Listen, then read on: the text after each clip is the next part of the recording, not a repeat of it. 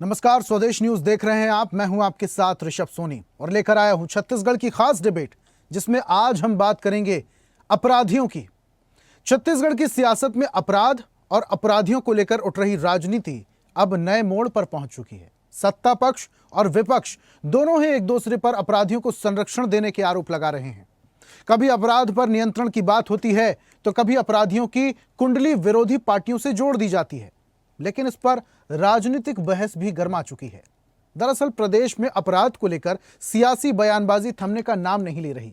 गृह मंत्री विजय शर्मा ने कांग्रेस पर बड़ा हमला बोलते हुए कहा कि अपराध की जड़ें कांग्रेस के कई नेताओं से जुड़ी हैं। उन्होंने कहा, कई घटनाओं में कांग्रेस के नेता और पदाधिकारियों का नाम सामने आया है, जिससे कई उदाहरण गृह मंत्री ने गिनाए। वहीं बीजेपी के इन अपराधों और आरोपों पर पूर्व विधायक विकास उपाध्याय ने पलटवार करते हुए कहा कि भारतीय जनता पार्टी को पहले अपने गिरेबान में झांकना चाहिए। उन्होंने कहा कि 2 साल में बीजेपी सरकार बनने के बाद प्रदेश में अपराध चरम पर है। अवैध शराब, ड्रग्स, रेत और कोयले के अवैध कारोबार खुलेआम चल रहे हैं। उन्होंने तंज कसते हुए कहा कि बीजेपी के नेता ही अपराधियों को संरक्षण दे रहे हैं और अब जिम्मेदारी से भागने के लिए कांग्रेस पर ठीकरा फोड़ रहे हैं। तो कुल मिलाकर छत्तीसगढ़ की सियासत में अपराध अब नया सियासी हथियार बन चुका है। आरोप और पलटवार के इस दौर में जनता ये जरूर पूछ रही है कि अपराध पर राजनीति कब खत्म होगी और न्याय की शुरुआत कब होगी। क्या इन आरोपों से अपराध पर लगाम लगेगी? क्या इस बहस से सुरक्षा सुनिश्चित होगी? इस पर आज करेंगे चर्चा, लेकिन उससे पहले कुछ बयान सुनिए। तो एक विधायक जी का ऑडियो वायरल हुआ है। एक विधायक जी के करीबी NSUI के कुछ नगर अध्यक्ष हैं, उनके वो हथियार के सप्लायर के रूप में सामने आए। उसी जिले में एक और विधायक हैं, वो कोऑपरेटिव बैंक में इतना बड़ा घोटाला किए हैं कि FIR दर्ज हुआ है उनके विरुद्ध में। तो ये एक ही जिले की बात है। उसके अतिरिक्त भी आप कहेंगे अगर, तो सरगुजा क्षेत्र में आरक्षक और उनकी बेटी की हत्या हुई थी, वह भी NSUI के नेता हुआ करते थे। बस्तर क्षेत्र में पत्रकार की हत्या हुई थी, वह भी कांग्रेस के नेता थे। आपको ध्यान होगा कि महिला अधिकारी अभी हमारे रायपुर में मैंने अंदर घुस करके, चेंबर में घुस करके गाली गलौज करना, महिला, ये लोकतंत्र का तरीका होता है? ये आज़ादी है लोकतंत्र की? आपको मैं ध्यान दिलाना चाहता हूं भाई, हमने भी आंदोलन किए हैं। 9 दिन और 9 रात कवर्धा कलेक्टर के दरवाजे पर बैठे रहे किसानों को धान बिकने के लिए, लेकिन दरवाजे से, उस गेट से एक कदम अंदर नहीं किए हम। कोई पुलिस ने रोका था क्या पुलिस रोक सकती थी उस भीड़ को? 2 साल भारतीय जनता पार्टी की सरकार हो गई बने। छत्तीसगढ़ को अपराधगढ़ अगर किसी ने बनाया है, अपराधियों को संरक्षण देने का काम अगर किसी ने किया है, तो भारतीय जनता पार्टी के नेता कर रहे हैं। जितने अवैध धंधे हैं, जितने अवैध कारोबार हैं, नशे की बिक्री है, शराब के अवैध बिक्री है, जितने कोचियां हैं, जितने लैंड माफिया हैं, अलग अलग तरीके से जो लोग हैं, ये भारतीय जनता पार्टी में पनपते हैं और इनको ही उसमें संरक्षण मिलता है। आज तक के नशे के व्यापार में हिंदुस्तान के नक्शे पे छत्तीसगढ़ का नाम कहीं नहीं था, लेकिन आज मैं समझता हूं हिंदुस्तान में सबसे आगे अगर कोई प्रदेश का नाम है तो छत्तीसगढ़ है। Bharatiya Janata party law and order को तो संभाल नहीं पा रही है, कानून व्यवस्था तो उनसे संभल नहीं रहा है। उनके गृह मंत्री की स्थिति क्या है वो सब जानते हैं। इसीलिए भारतीय जनता पार्टी कांग्रेस के ऊपर में इल्जाम लगाना चाहती है कि ये अपराध करने वाले लोग चड्डी बनियान गिरोह, फलाना ढिकाना, ये बात भारतीय जनता पार्टी के नेता कर रहे हैं। लेकिन जनता सब चीज़ों को समझ चुकी है, जान चुकी है। जिस प्रकार से भारतीय जनता पार्टी ने बड़े बड़े वादे, बड़ी बड़ी बातें कही थी चुनाव के पहले, और अब वर्तमान में उनकी स्थिति क्या है कि सरकार का कोई विभाग ढंग से चला नहीं पा रहे हैं। तो किसका हाथ अपराधियों के साथ? आखिर इन अपराधियों के सर पर किसका हाथ है? नेता मंत्रियों का, शासन प्रशासन का? आखिर कौन इन्हें संरक्षण दे रहा है? सरकार किसी की भी हो, लेकिन अपराध का ग्राफ लगातार बढ़ता चला जा रहा है। अब इस पर सियासत हो रही है। सियासी बहस के लिए हमारे साथ कुछ मेहमान जुड़ रहे हैं। बीजेपी का पक्ष रखने के लिए आलोक सोनी हमारे साथ हैं। आलोक जी, बहुत स्वागत। और कांग्रेस प्रवक्ता हमारे साथ अविनय दुबे जी हैं। अविनय जी, बहुत बहुत स्वागत करता हूं। और इस चर्चा की शुरुआत अविनय जी आपसे ही करता हूं मैं। 1.5 साल हो गया बीजेपी की सरकार को। कई सारे आरोप आप लोग पहले भी लगा रहे थे। अब एक बड़ा आरोप अपराधियों को संरक्षण देने का। बीजेपी सरकार अपराधियों को संरक्षण दे रही है, वो पार्टी जिसकी ट्रिपल इंजन की सरकार है छत्तीसगढ़ में। जी, आप सभी को मेरा नमस्कार। विजय शर्मा जी कुंठित व्यक्ति हैं। जब उनको कुछ बोलने को मिलता नहीं तो कांग्रेस पार्टी पे अपना ठिकरा फोड़ते हैं। आप गृह मंत्री हो आप, रायपुर शहर राजधानी है, क्या दुर्गति करके रखी है आपने। आप पेपर उठा के देखिए, रोज हत्याएं, लूट डकैती, रायपुर का नाम चाकूपुर हो गया है। उसको आप संभाल नहीं पा रहे हो। अब जब संभाल नहीं पा रहा तो आप ठिकरा फोड़ रहे हो, क्या बोलना चाहिए आपका, कांग्रेस पे। महासमुंद में रेत के भंडार मिलते हैं, लाइव फोटो चलती है कि रेत के भंडारण हुआ है, अवैध भंडारण किसका है, क्या है, अता पता लापता। तो माननीय विजय शर्मा जी कुंठित व्यक्ति हैं, उनके मैं क्या बोलूं। शराब माफिया सरकार चला रही है, सरकार दिल्ली से चल रही है कि बिहार से रही है, अता पता लापता। माननीय विजय शर्मा जी स्वयं जेल जा चुके हैं। माननीय भूपेश बघेल जी के जब अध्यक्ष थे पीसीसी के, तब उनके घर में यही भारतीय जनता पार्टी के लोग जूते चप्पल फेंक के आए थे। अपनी बात भूल गए क्या। भारतीय जनता युवा मोर्चा के जो प्रदेश अध्यक्ष है टिकरिया जी, उनके ऊपर कितना बड़ा आरोप लगाया पता है आपको। उस नाबालिग बच्ची ने आरोप लगाया, क्या हुआ उस आरोप का, कुछ हुआ अभी तक, जांच बताइए मेरे को आप। तो ये भारतीय जनता पार्टी के लोग जब अपने में आती है ना तो चुप हो जाते हैं। और रही बात एनएसयूआई की, इनका काम सिर्फ आरोप लगाना है, तथ्यों पे कभी बात नहीं करते, बस हल्ला गुल्ला कर रहे हैं, इनका काम है। अरे आप गृह मंत्री हो जी, गृह मंत्री ऐसी बात करेगा तो कैसे होगा। आपके बड़े नेता सलाखों के पीछे भी हो जाते हैं, कई सारे बड़े घोटालों के आरोप भी लग जाते हैं बड़े नेताओं पर। खैर उस पर नहीं जाएंगे, वो चर्चा का विषय नहीं है। कुछ आंकड़े मैं अविनय जी आपके सामने रखना चाहता हूं। जब आपकी सरकार थी उस दौरान भी अपराध हो रहे थे, लूट की बात करूं, हत्या, रेप, साइबर अपराध, धर्मांतरण, इन तमाम तरीके के अपराध हो रहे थे। कुछ आंकड़े मैं पेश करना चाहता हूं। 2019 में रेप का आंकड़ा था 1036, 20 में 1210, 2021 में 1093, 22 में 1246 और 23 में 2365। ये रेप के आंकड़े थे जो साल दर साल बढ़ते चले गए। आपकी सरकार थी उस समय। अमेरिका के राष्ट्रपति डोनाल्ड ट्रंप को ये ट्वीट करना पड़ा, जानकारी देना पड़ा कि भारत में अगर अमेरिका की महिलाएं जाती हैं तो भारत के कुछ राज्यों में जाने से बचें। उनमें से एक राज्य था छत्तीसगढ़। अब ये ना कह दीजिएगा कि जब ये बयान आया था तब बीजेपी की सरकार थी, उससे पहले तो आपकी सरकार थी ना। ग्राफ बढ़ते बढ़ते इतना बढ़ गया था। अविनय जी, छत्तीसगढ़ राज्य में उस समय अगर किसी प्रकार की दिक्कत थी तो अपराधी पकड़े जाते थे, अपराधी घूमते नहीं थे। एक छोटा सा आपको किस्सा बताऊंगा मैं। खरोरा में गैंग रेप हुआ, खरोरा में जो कार्रवाई हुई, वो उस व्यक्ति को थाने से भगा दिया गया। वो आदमी कहाँ है अभी तक नहीं पता चल पा रहा है। मैं जैसे बताया, भारतीय जनता युवा मोर्चा के जो अध्यक्ष हैं टिकरिया जी, उनके ऊपर आरोप लगा ना, वो तो लड़की प्रेस में जाके बोल के कि मेरे साथ ये किया गया है, क्या हुआ उसका। और एनसीआरबी का अभी वर्तमान का आंकड़ा, सरकार 2023 में गई, अभी 2025 जाने वाला है। एनसीआरबी भारत की सरकार जो एक आंकड़े तय करती है कि इस राज्य में इतने दर से ये जो दिक्कतें हो रही हैं या हमले हो रहे हैं या दिक्कत है, वो एनसीआरबी में। आप छत्तीसगढ़ कहाँ है, आप तो मीडिया वाले हैं, आप बताइए। हमारे समय हमारी गलती हुई पर हम कार्रवाई करते थे, जो गलती करते थे उनको जेल के अंदर डालते थे, खुलेआम नहीं भूलते थे। आज शराब के बारे में नक्सलवाद को अपराध मानते हैं अविनय जी? बिल्कुल अपराध है, नक्सलवाद क्यों अपराध नहीं। झीरम घाटी कांड क्या हुआ था, आपकी सरकार आई थी? आपकी सरकार आने से पहले आप लोग बोल रहे थे झीरम घाटी कांड का पूरा कच्चा चिट्ठा खोल के रख देंगे। आपके नेता पूर्व मुख्यमंत्री भूपेश बघेल जेब में सीडी रखकर घूमते हैं और बोलते हैं पूरा दूध का दूध पानी का पानी कर देंगे। सीडी पेश कर दी जाए ना, सीडी सार्वजनिक कर दी जाए, आपके पास सबूत हैं तो आपको सबसे बड़ा फायदा है। आपकी अग्रिम पंक्ति के नेताओं को आपसे ज्यादा दुख किसे ही होगा।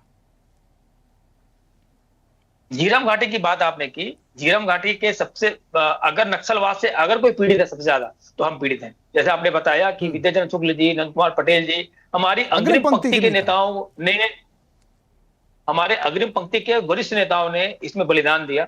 और वो मई 25 2013 का दिन हम नहीं भूल सकते।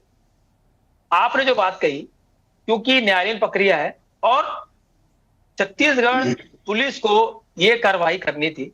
आप कभी सेंट्रल की बात करते हैं, नरेंद्र मोदी जी और गृह मंत्री जब थे वहां पे, जो गृह मंत्री थे तत्कालीन, झीरम घाटी कांड के लेकर के उन्होंने कार्रवाई क्यों नहीं किया।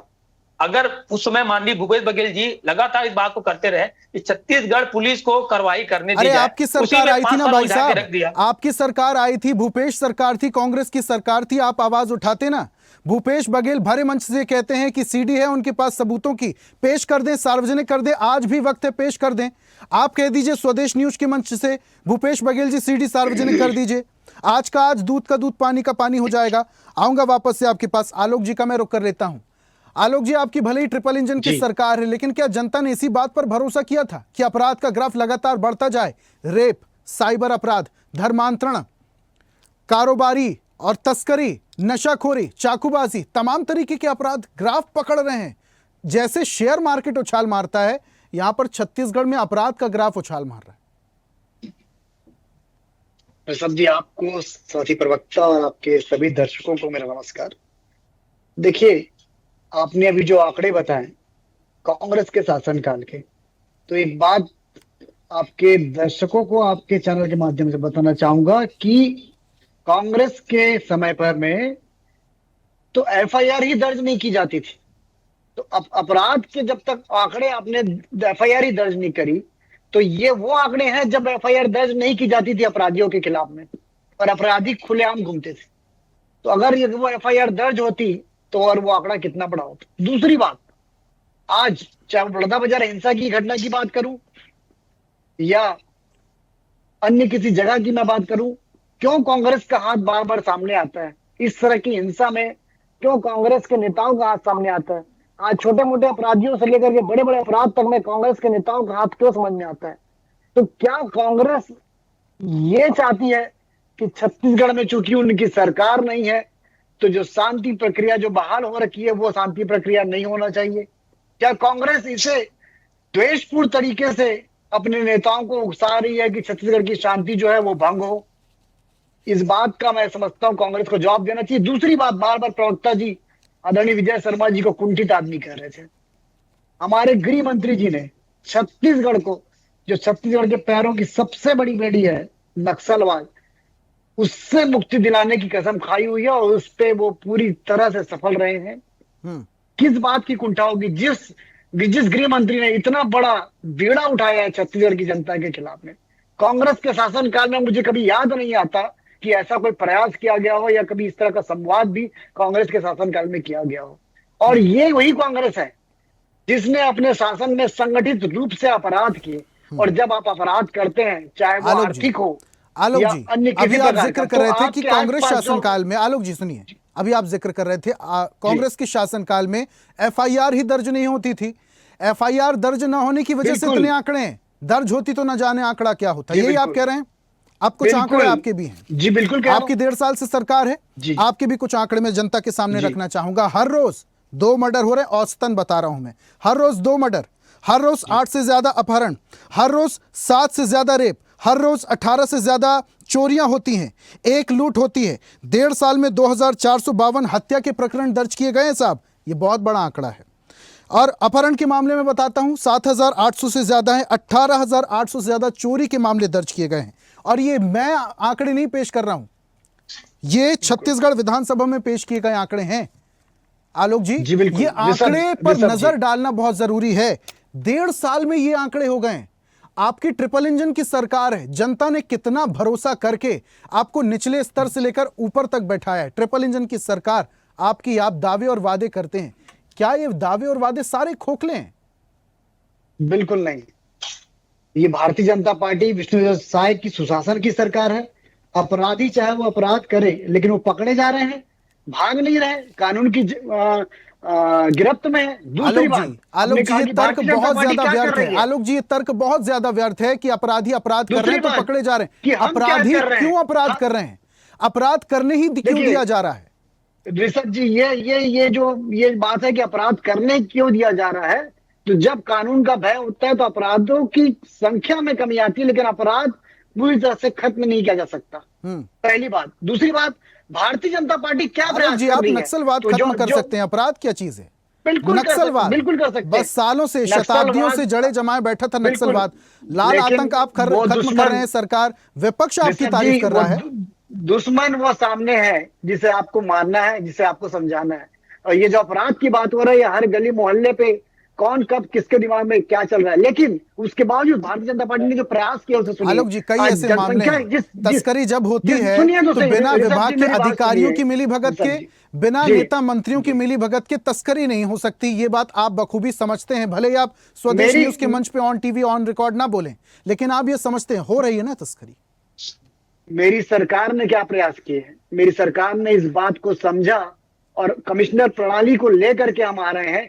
21-22 नवंबर से ये कमिश्नर प्रणाली जो है वो लागू हो जाएगी और पुलिस बल जिसकी आवश्यकता सबसे ज्यादा है, क्योंकि अब जिस अनुपात में छत्तीसगढ़ की जनसंख्या बढ़ी है तो स्वाभाविक रूप से अपराध भी उसी अनुपात में बढ़े हैं और पुलिसिंग जो है उतनी जिस संख्या में होनी चाहिए, जो पुलिस की जो संख्या होनी चाहिए पुलिसिंग करने के लिए, वो नाकाफी है। इसके लिए हम जो है वो पूरी तरह से भारतीय जनता पार्टी की जो सरकार साई जी की सरकार वो प्रयासरत है। वचनबद्धता और प्रतिबद्धता तो आपकी है ही, क्योंकि सबसे ज्यादा भरोसा जनता का आप पर है। अविनय जी। बिल्कुल ऋषभ जी। अविनय जी, मेरे साथी प्रवक्ता ने एक बात कही, कानून का भय। कानून का भय ऐसा होता है कि वीआईपी रोड में एक होटल में न्यूड पार्टी की एड चलती है, इतना पैसा लगेगा। जब कांग्रेस पार्टी हल्ला करती है तो जाकर के पुलिस की आंख खुलती है। क्या कानून का भय है? आज शराब दुकान कांग्रेस पार्टी के हल्ले से नहीं। सोनी जी, मैं निवेदन करूंगा आपसे, मैं निवेदन करूंगा आपसे, मैं आपको नहीं टोका था, आप प्लीज ले रहे हैं आप। ये स्वयं हमारे रायपुर शहर के एसएसपी उन्होंने सुनते पूरा सुनते हैं ना, आप बोलिएगा। आलोक जी आप बोलिएगा। कांग्रेस पार्टी ने जब फेसबुक में डालना शुरू किया तब जाकर के उसने एसएसपी जो है ना, खुद का ये बेकार बात मत करिए। मैं आपको सहयोग किया, हम रायपुर शहर के कांग्रेसी जागरूक जनता के साथ में खड़े हुए हैं।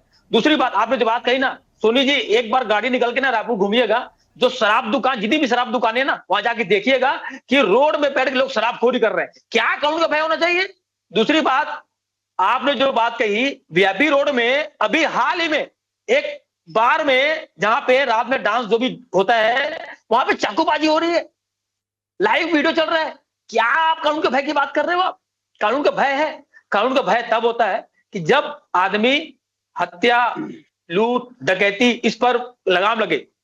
एक छोटा सा बताऊं, एक सिक्योर्ड कॉलोनी है, वहां पे लाइव चोरी हो रही है, तो घर मालिक है। देखिए अविनय जी, मुझे बहुत अच्छे से याद है, मैं भी बहुत वक्त तक रायपुर में रहा और उस दौरान भी अपराध थे, लेकिन ये अपराध कैसे कंट्रोल होगा ये देखना होगा। बहुत शुक्रिया तमाम जानकारियां हमारे साथ साझा करने के लिए, दोनों मेहमानों का हमारे साथ जुड़ने के लिए। और ऐसी ही ताजा खबरों के लिए लाइक, फॉलो और यूट्यूब पर सब्सक्राइब कर बेल आइकन जरूर दबाइए और हर अपडेट के लिए विजिट कीजिए स्वदेशलाइव.com।